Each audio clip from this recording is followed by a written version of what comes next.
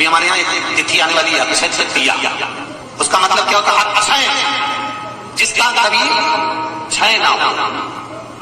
जब हम भगवान शंकर को चावल का दाना चढ़ाते हैं, जैसे बहुत ध्यान दीजिएगा महाराज, बहुत समझने वाली बात है, बहुत ध्यान है। चावल का दाना हमारे मस्तक पर तिलक करने के बाद पंडित जी क्यों लगाते हैं कि भगवान जैसा समय आज चल रहा है, आप पूजन कर रहे हो, पाठ कर रहे हो, दान कर रहे हो, पुण्य कर रहे हो, सत्कर्म कर रहे हो, भजन कर रहे हो, मेरा देव अतिदेव महादेव, मेरा नारायण, मेरा सत्यनारायण भगवान, मेरा राम जी, मेरा विष्णु जी, मेरा भागवत मैया, मेरी रामायण मैया। ब्राह्मण मस्तक पर तिलक लगाने के बाद चावल इसलिए लगाता है कि जैसा समय आज चल रहा है, भगवान तुमको ऐसा ही समय बनाकर रखे और तो ऐसे ही चार चांद लगाते रहो, दान पुण्य संकीर्तन करते रहो, इसलिए मस्तक पर चावल का दाना लगाया है।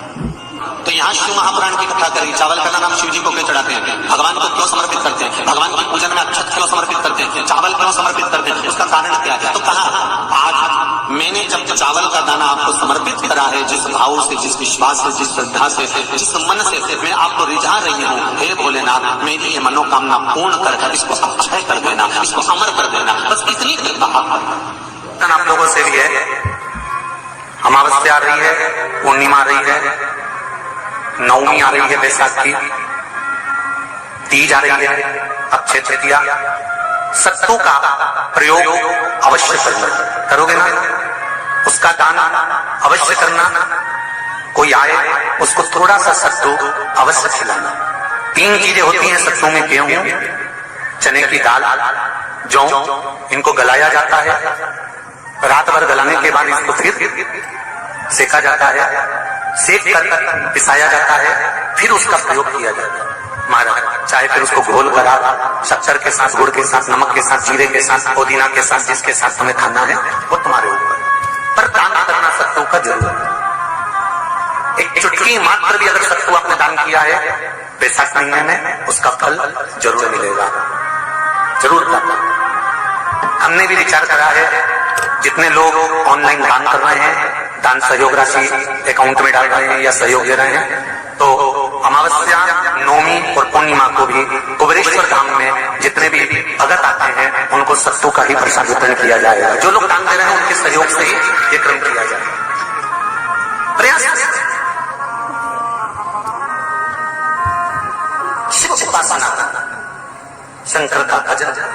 महाराज स्कंद पुराण में उठाकर पढ़ना कि आखिर मिट्टी के पात्र का जल बैसाख के महीने में शंकर को क्यों चढ़ाया जाए।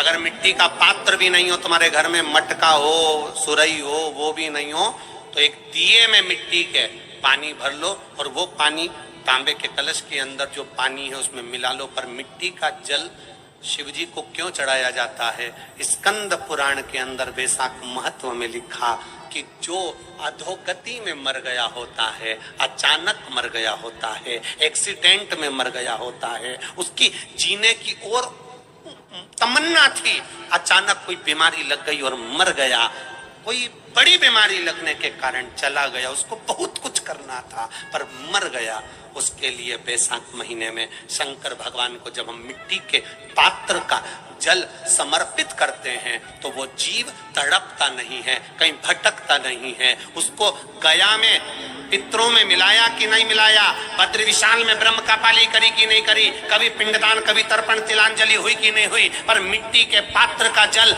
बैसाख महीने में जाता है तो वो जीव कहीं पर भी हो उसकी मुक्ति हो जाती है, उसका मोक्ष हो जाता है। मिट्टी का कोई पात्र नहीं, कोई तारवन नहीं, तो आप दिए के अंदर भी जल भरकर उसको तांबे के लोटे में मिलाकर शिव जी को चढ़ा सकते हैं।